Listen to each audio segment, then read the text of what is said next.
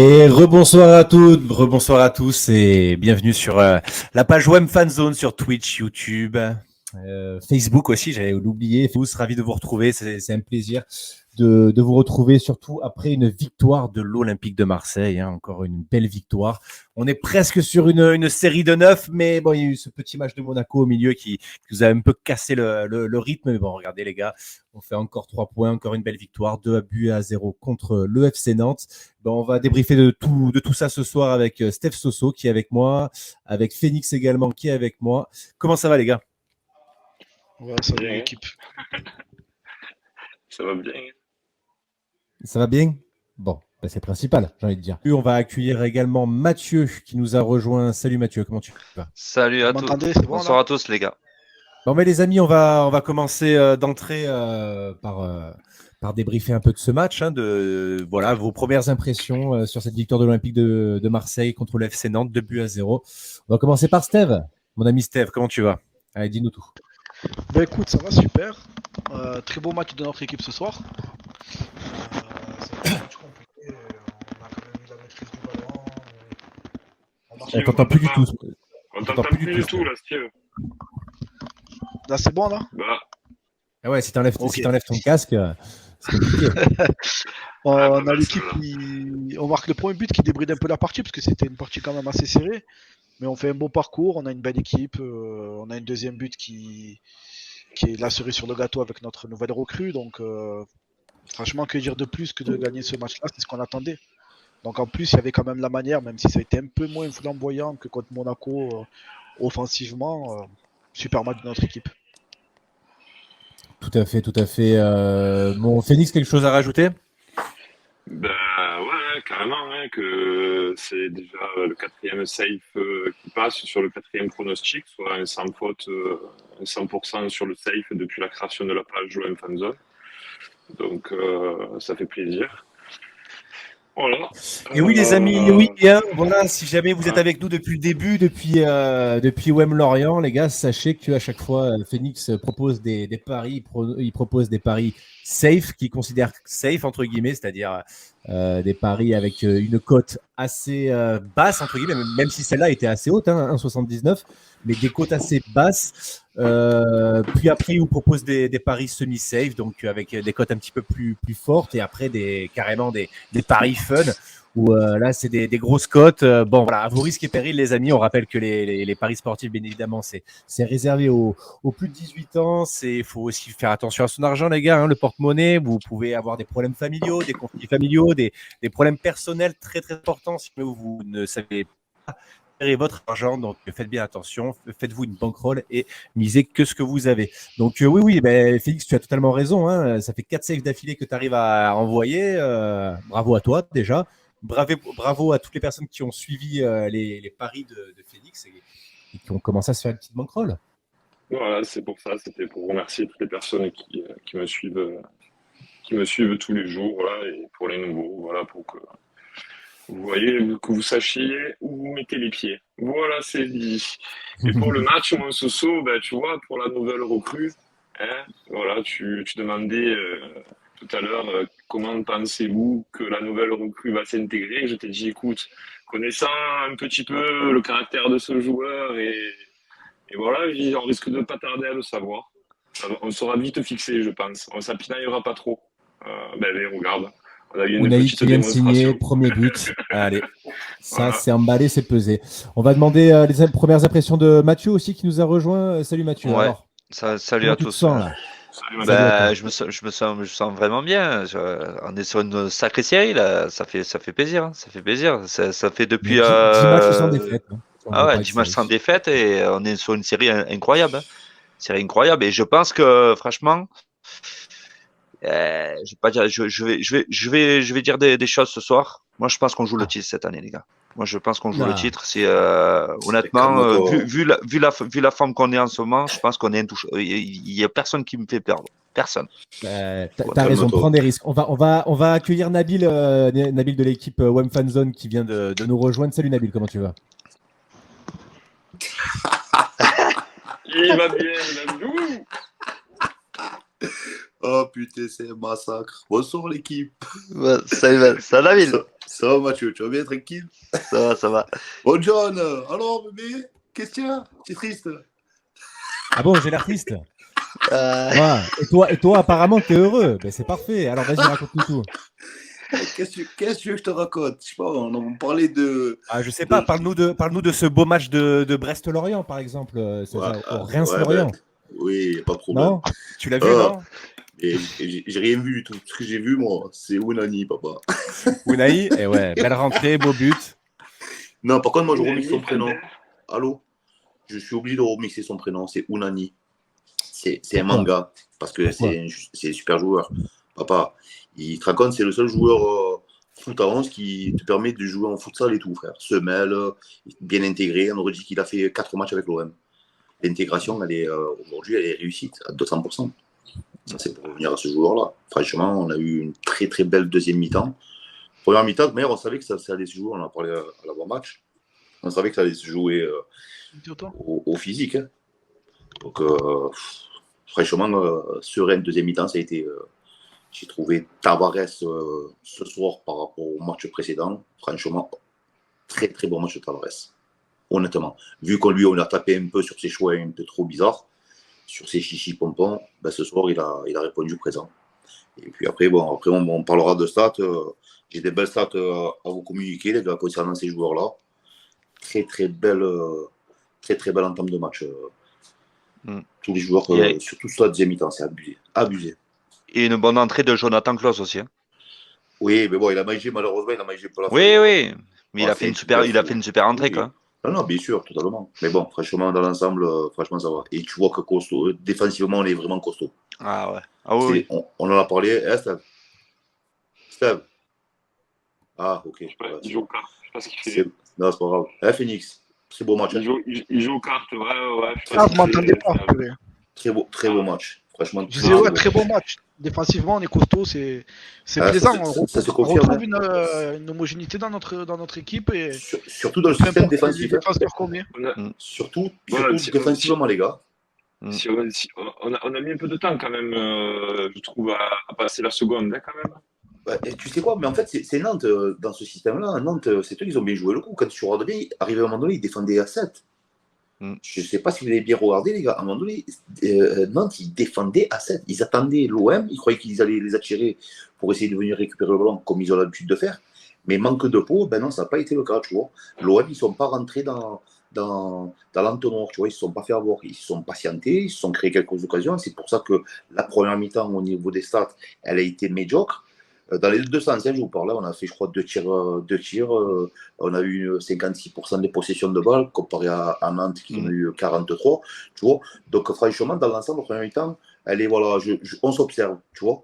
Mais par contre, tu as bien vu qu'après la rentrée de Guendouzi, de Klaus, Payet, tu comprends. Après, à la fin, voilà, il y a Unani qui a fait ce qu'il fallait. Je pense que tous les Olympiens ont fait le taf au maximum. Et tu voyais que Nantes n'arrivait plus à mettre un pied devant l'autre.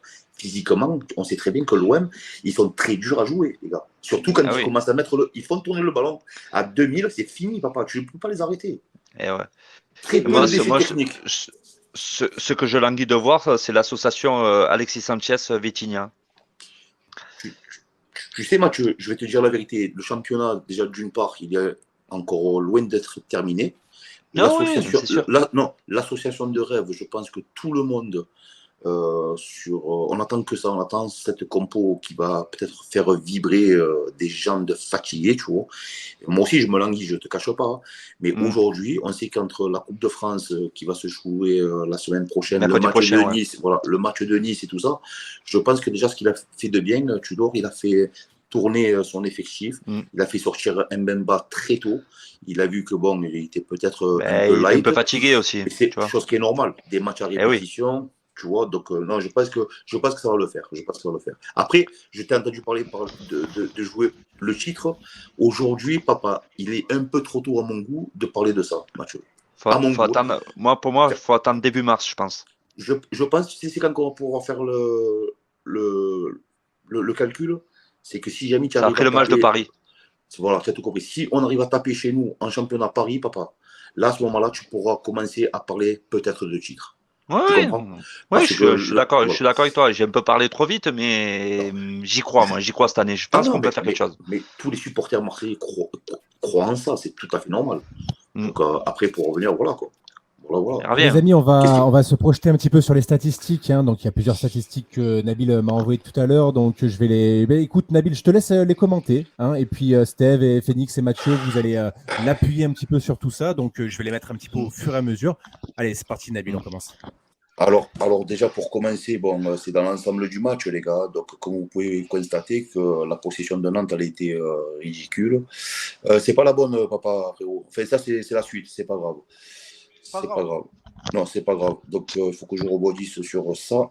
Donc, ouais, alors au niveau des centres, on a eu 20 centres du côté du FC Nantes, 19 côté Marseille. On a eu 9 interceptions des Canaries.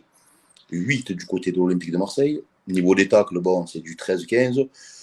Duel gagné entre possession de 51-40%, quelque chose qui est très important dans cet effectif-là. Niveau des gardiens, bon, on a vu que défensivement, ça a été costaud. Paul Lopez, il a eu uniquement 2 arrêts à faire. Après, en faute en elle-même, ça a fait quoi? Ça a fait du 14-16. Donc, match tranquillou, quoi. Et au niveau des cartons jaunes, bon, ça va, on a échappé à Tavares. Balerdi, après, il est suspendu bientôt, là. Ouais, s'il s'en prend un, c'est ça. Mais non, il en a pris un. Il sera suspendu contre Paris en Coupe de France, je crois. Justement, là, on parle de carton et de faute. Vous avez vu quand même la différence d'arbitrage entre ce soir et contre Monaco. Oui. Tu as eu un arbitre qui laissait jouer, tu as eu du jeu, et pourtant tu avais deux belles équipes. Ce soir, le carton jaune à Balerdi, il faudra m'expliquer pourquoi. C'est un duel, le joueur de dos, ça s'accroche. Donc voilà. Et donc ce soir, en fait, si tu vois pas un si grand match, alors oui, il y a la fatigue qui est en jeu, mais on le voit. Les cartons qu'il met, les fautes qu'il a sifflées, il cassait le rythme. Franchement, c'est con à dire, mais quand on voit certains championnats, on comprend pourquoi certains arbitres. Pourquoi il y a des différences sur certains arbitres. On va essayer de faire un petit point classement rapidement. Donc, l'Olympique de Marseille qui prend la 2e place provisoire parce que Lens est en train de jouer contre 0-0 pour l'instant, je suis en train de regarder. Exactement. Donc voilà pour les résultats. Oui, bon, les résultats après on vous les communiquera au fur et à mesure du live, les amis. Voilà. Sinon pour les matchs de 19h, donc un match incroyable entre Reims et Lorient. Lorient qui menait 2-0 et qui se sont pris 4 buts en 20 minutes avec un triplé de Balogun. Un triplé de Balogun, impressionnant. Après Lille qui continue à faire, quoi que j'allais dire, qui continue à faire des mauvais pas, mais ils ont quand même gagné leur dernier match. Mais voilà, ils ont du mal à grappiller des petits points. Toulouse qui gagne encore avec une large victoire contre 3, 4 buts à 1. Et Angers qui perd contre Ajaccio 2 buts à 1 alors qu'il menait 1-0. Angers, ça sera la Ligue 2, les gars. Et l'OM qui a gagné 2 buts à 0, bien évidemment. Et, pardon Mathieu, quoi ? Ça sent la Ligue 2 pour Angers, là. C'est fini, là. C'est comme le titre. Là, tu parles un peu trop tôt. Angers, ils font que perdre. Ils n'ont pas gagné un match depuis le début de la saison. Certes. Et en plus, ils ont perdu Unai. Mais bon, après. Voilà. Mais ils ont perdu une grosse. Attends. Ils ont perdu aussi Sofiane Bouffal. Et oui, Bouffal. Tout à fait. Bouffal aussi est parti. Tout à fait. Alors, pour les matchs, en direct, alors juste je dis les matchs qu'il y a actuellement. Donc, il y a Montpellier contre Paris Saint-Germain. Voilà, donc actuellement, je vais essayer de voir le résultat en direct. Alors, actuellement, il y a 0-0. Ensuite, il y a Lyon contre Brest, donc 0-0 également. RC Lens contre l'OGC Nice, 0-0 également. Stade Rennais contre Strasbourg qui mène 2-0. Alors le Rennes qui mène 2 buts à 0. Et Monaco-Auxerre, Monaco qui mène 1 but à 0. Voilà pour les résultats en direct. On vous en dira plus un petit peu plus tard dans le live. Bon les gars, voilà la belle incidence au classement. On prend la 2e place pour moment provisoire. On met la pression à Lens, on met la pression au PSG. C'est magnifique. Bon, et Nantes qui reste à la 13e place, probablement. Qu'est-ce qu'il y a à dire sur ça, les amis ? Écoute, pas tous à la fois. Non, moi je vais rebondir sur ça. Moi, ce que j'ai envie d'entourer, c'est le goal à virage au niveau de l'OM. Ça faisait longtemps qu'on n'a pas vu un goal à virage avec plus 25. Ça veut dire que tu n'encaisses pas beaucoup de buts. Et ce qui advient, c'est que tu marques énormément. Quand je dis énormément, je me comprends. Donc, franchement, ça va de soi que le goal average, il est plus 25, ça peut compter peut-être pour la fin du championnat. Et après, j'ai envie de dire. Tout à fait. Je ne sais pas si. Tu comprends? C'est pas sûr qu'ils Ils ont soient marqué remis Paris. Paris, ils ont marqué, les gars. Ah, ben ouais, ils ont marqué, mais bon, ils ont 2 blessés, quoi. Voilà. Ouais, mais c'est ça quand on s'échauffe pas. Tu sais, quand tu t'échauffes pas, tu te fais mal derrière. C'est comme ça. Non. Il faut s'étirer, il faut s'échauffer, c'est important. Ils étaient en travaux, tu n'as pas vu? Non mais Nabil, quand tu as passé 40 ans, tu t'échauffes plus avant de jouer. Crois-moi que ça fait mal, hein. Mais ça non, fait mal au cul, hein. Non, cette semaine, ils étaient en chantier. Tu les as pas vus avec le casque et tout? Ils étaient en chantier. Ah oui, c'est vrai. Il s'est reçu un lago sur la tête. C'est vrai. Il y a Samir qui te remercie, hein, qui te dit. Non, normal, frérot, merci. Et quand même sur, entre guillemets, 9, bon, on va dire 9 matchs sans défaite, et dont 8 victoires. Est-ce que vous avez eu peur sur ce match-là? Est-ce que vous avez senti une équipe un peu plus faible physiquement? Ou dans l'ensemble, vous êtes dans la continuité et on se dit, il y a encore beaucoup d'échéances à venir qui peuvent être importantes et qui peuvent nous mettre en lumière? Mais déjà, la première échéance que tu vas confronter, papa, c'est dimanche d'entrée de jeu. Là, contre déjà, Nice, dimanche, contre Nice, déjà, tu sais que ça va être un level au-dessus de Nantes. D'accord? On a eu Monaco quand même. Non, Monaco, ça y est, on l'a passé, donc c'est bon. Là, on parle de la prochaine échéance à venir. L'échéance à venir, c'est pas compliqué. Ça va être Nice dimanche, d'accord? Ouais. Le truc qu'il y a, c'est un level qui est au-dessus de Nantes. On sait très bien que quand ils vont venir à domicile, on sait très bien qu'ils vont vouloir faire le match de leur vie, chose que je peux comprendre. Mais le truc qu'il y a, c'est qu'aujourd'hui, l'OM, le point fort, c'est au niveau de la conservation de ballons. Avant, on jetait les ballons un peu n'importe où, n'importe comment, on s'en débarrassait. Là, maintenant, même le gardien remplaçant, il arrive à faire quand même certaines relances propres. Je parle de Blanco. Certaines. Tu vois, aujourd'hui, tu vois qu'il y a une sérénité. Tu vois, mais donc, du coup, alors, dans ce ressenti-là, c'est-à-dire que pour toi, on a une équipe qui aujourd'hui, même sur le match de Nantes, sur l'ensemble des matchs, tu es confiant, tu es content de ton équipe. C'est-à-dire que tu n'as pas eu de doute par rapport à ce match-là. Pour toi, le match de Nice, ça sera une confirmation de plus si on passe. Et même si un faux pas, ça te dérange. On va dire que tu as quand même confiance à notre équipe. Mais je suis confiant par rapport au début de saison. Je suis confiant, j'avais été à 97%. D'accord. Alors, parce qu'on a des joueurs. Vas-y. Moi, Steve, pour être honnête, si c'est une technique, entre guillemets, si c'est la tactique de Tudor, de jouer tranquille, entre guillemets, de tenir la baraque en essayant de jouer sur une contre en première mi-temps et en seconde mi-temps, de voir si ça passe pas, de faire rentrer la seconde artillerie comme il a fait là, et que là, ça passe la seconde, si c'est voulu, moi, sérieux, je trouve ça génial. Après, si c'est pas voulu, c'est quand même, on a fait quand même pareil sur Monaco. Je dis ça parce qu'on a fait pareil sur Monaco. Donc, tu vois, je me demande, à un moment donné, est-ce que c'est voulu ou pas, tu vois? Alors, je vais rebondir dessus. Je vais laisser parler par exemple Patrice en lui posant la question. Donc, du coup, est-ce que justement, par exemple, l'élément déclencheur contre, par exemple, le Nice peut être un joueur comme Guendouzi qui sait prendre des espaces, casse les lignes, qu'on n'a pas eu aujourd'hui en première mi-temps parce qu'on avait un jeu plus stéréotypé et la différence a été faite par Nuno Tavares par des courses balle au pied. Est-ce que justement, le fait de retrouver Guendouzi contre Nice, ça va pas permettre justement d'être un peu moins prévisible? Parce qu'on sait très bien que tu as Jordan Verretou et Rongier qui vont être un peu plus à plat et plus dans le pressing et la relance. Est-ce que justement un joueur comme Guendouzi ou peut-être Unai par son jeu et sa qualité technique peut amener cette folie-là et peut-être être moins prévisible que la première mi-temps comme on a pu voir contre Nantes? Patrice? Moi... Oh, bah non, pour moi, parce que comme il venait d'arriver, mais vas-y. Ouais. Pour moi, moi l'équipe, j'ai confiance en l'équipe. Pour moi, c'est pas l'équipe qui me fait peur, c'est l'arbitre. C'est l'arbitre, monsieur Clément Turpin. Et même contre Paris, c'est le Texier. J'ai pas confiance du tout en eux. Et s'ils peuvent nous la mettre, ils vont nous la mettre. Ça, c'est sûr. Patrice, rebondis, je te vois hocher de la tête. Mais bon, il y a tous les arbitres qui nous la mettront. De toute façon, on n'est pas aimé. Donc, tu le vois ce soir, hein, je veux dire.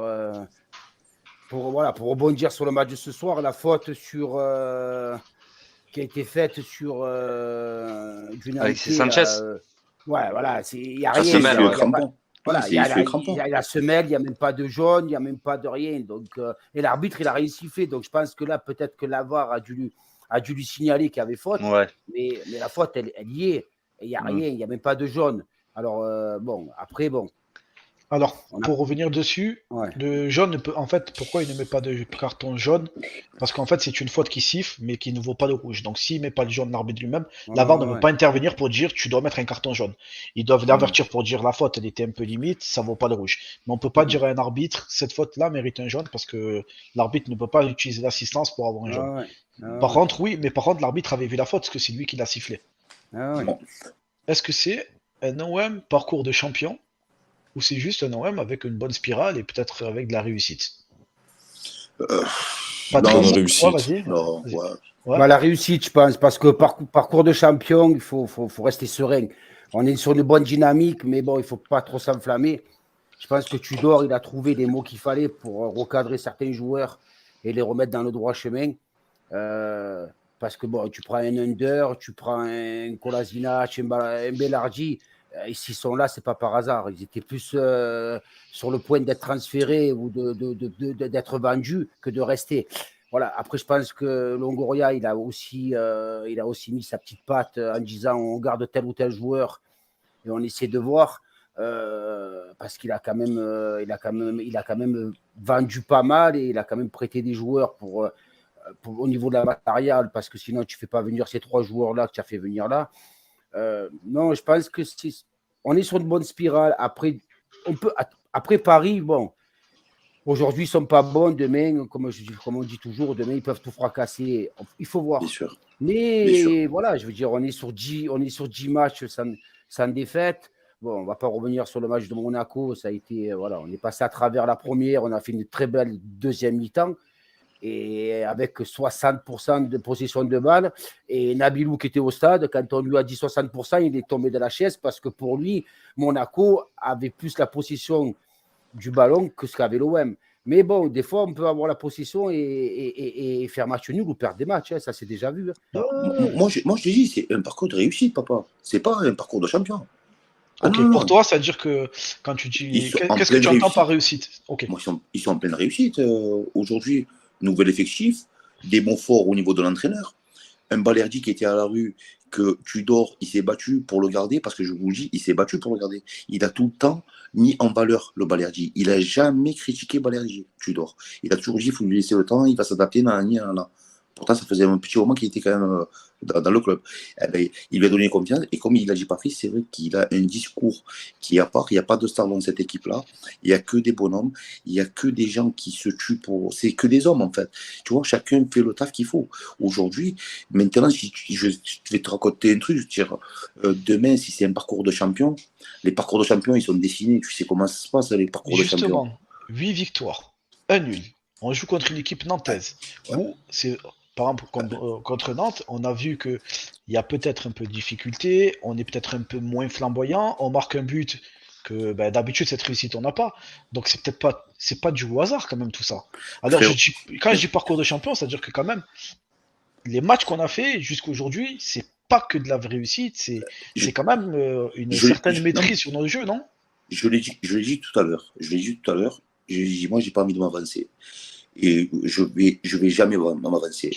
Le match décisif, il y a un match très important dimanche, acte 1. Je mets la Coupe de France en stand-by.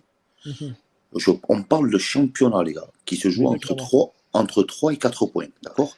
Ce que moi je vois, si l'OM arrive à taper, je dis bien arrive à taper, le Paris Saint-Germain à domicile, là par contre, je vais commencer à me poser la vraie question.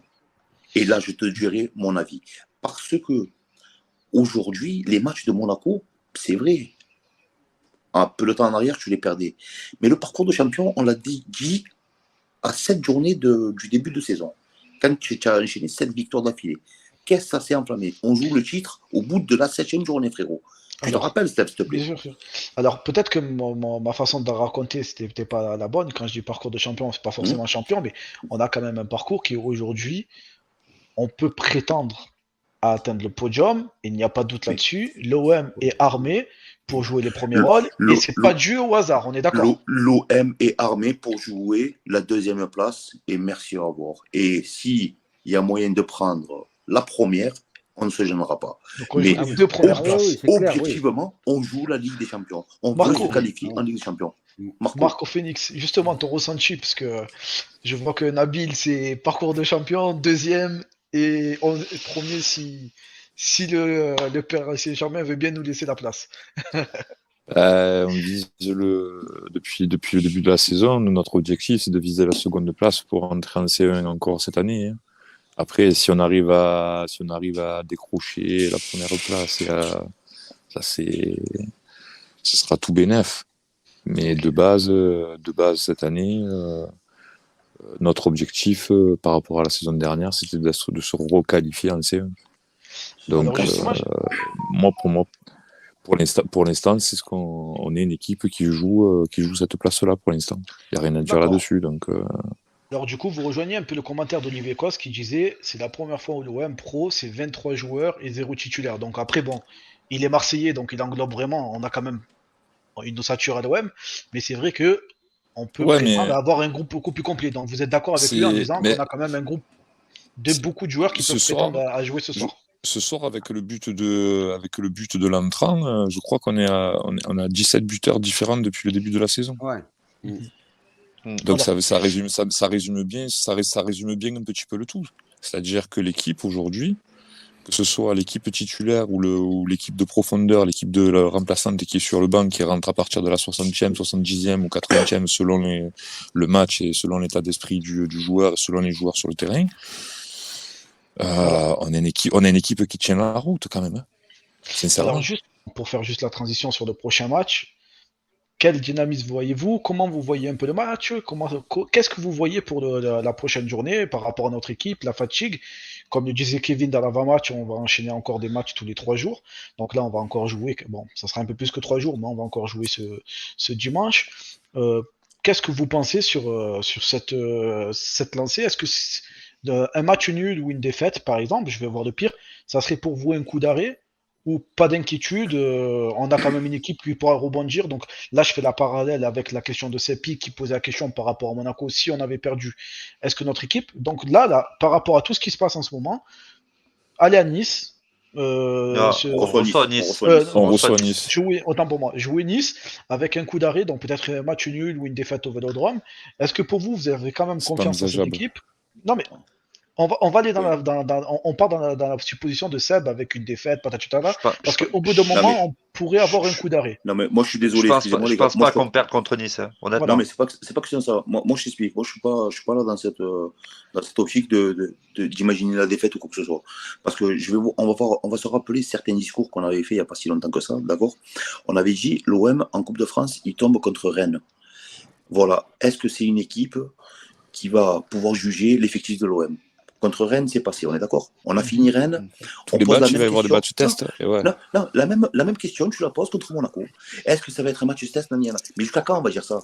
Oh les gars, arrivé à un moment donné, papa, si encore tu as une défaillance de match après match au niveau de la défense, elle tient plus la route, tu fais une chier de mauvaise passe, tu trouves plus ton coéquipier, je veux me poser la question. Mais là, aujourd'hui, le défaut de l'Olympique de Marseille, c'est quoi? C'est dans les coups de pied arrêtés. Qu'est-ce que tu vas rajouter de plus que ça? Alors, je te pose la question, Nabil, parce que justement, c'est toi qui as dit Nice, c'est dimanche. Oui, c'est un level. Non, mais c'est un level au-dessus. Non, mais c'est pour ça que je pose la question. Hein. Un level au-dessus, papa. C'est pour ça que je pose la question. Mais au level au-dessus de Nantes, papa, c'est tout. C'est tout. C'est juste au level au-dessus de Nantes. J'ai pas dit contre Monaco ou Non, c'est pour ça la question. Je posais la question par rapport. Parce que, alors, en dehors de ça, je vais laisser excusez-moi, je vais laisser après Marco rebondir là-dessus, parce que Marco, quand même, à ce niveau-là, il est quand même assez calé. Justement, au-delà de ce match-là, on a quand même une certaine aminosité entre ces deux clubs. On l'a vu avec le transfert avorté de Bamba Dieng, on l'a vu avec les échauffourées qui s'est passé au passé. Justement, ça va être un match dans le match, donc oui, il va y avoir quand même un match super important, surtout que Nice est quand même victorieux à Lille, qui font quand même un match nul, qui aujourd'hui mène 1-0 à Lens, même si bon, la finalité du match on l'aura pas parce qu'on coupera de la vie d'ici une dizaine de minutes, mais pour vous dire quand même c'est une équipe qui arrive à s'imposer sur un certain parcours. Il va y avoir un deuxième cas à prendre en compte, c'est Terem Moffi qui va être sans doute titulaire ou on va dire intégré dans le groupe. Donc c'est quand même un autre sujet. Steve, regarde. Ok, bien placé. Qu'est-ce que tu en penses? Steve, regarde, ça fait des années, tu vois, qu'on se dit qu'on marronne parce que on joue mieux à l'extérieur, tu vois, qu'à la maison. Là, cette année, on a la chance, tu vois, qu'enfin, notre équipe, nos joueurs qui portent le maillot fassent honneur aux 65 000 personnes qui, chaque week-end, se déplacent pour venir les voir. Parallèlement à ça, on a fait un recrutement de mercato où on a quand même dépensé 55 millions d'euros. Avec notamment un qui est arrivé ce soir, moins de 30 minutes, but, et hier soir, ouais, mais qui est rentré.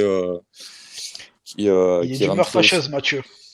Ouais, non, mais vous comprenez ce que je veux dire, dans le sens où on rentre dans une spirale quand même, où en plus on les reçoit à la maison. Les Niçois sont interdits de déplacement, à savoir, hein, les gars.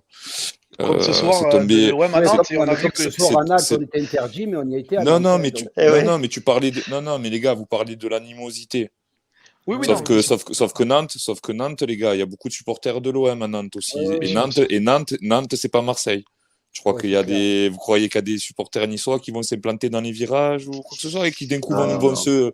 Voilà, donc voilà. Ça m'étonnerait. Je me permets de rebondir, c'est pour ça que je te pose la question parce que j'ai quand même quelqu'un qui est assez calé sur ce sujet-là. Donc ça va être un match dans le match, on est d'accord que ça va être un match dans le match, donc ça va être une saveur particulière. Ça va être un peu. Ça remplace un petit peu, entre guillemets, l'animosité des classicos d'antan. Pour les vieilles générations, ceux qui ont connu, entre guillemets, les vrais classicos de l'époque, tu vois, où il y avait réellement une rivalité dans tous les sens du terme. Donc là, tu as une rivalité sur le terrain, notamment avec ce qui s'est passé depuis l'année dernière, sur Payet, etc. L'animosité qu'il y a toujours eu entre les supporters niçois et les supporters marseillais. Donc voilà. Et puis là, ils vont rentrer dans un stade qui est à guichet fermé, qui va être chauffé à bloc. Et puis en plus, il y aura les nouvelles recrues. Pour répondre à Seb, donc du coup, peut-être que les 2 derniers matchs, on a quand même une équipe à réaction, mais c'est quand même un beau parcours qu'on a. On a quand même gagné un match important aujourd'hui. On met la pression sur nos concurrents.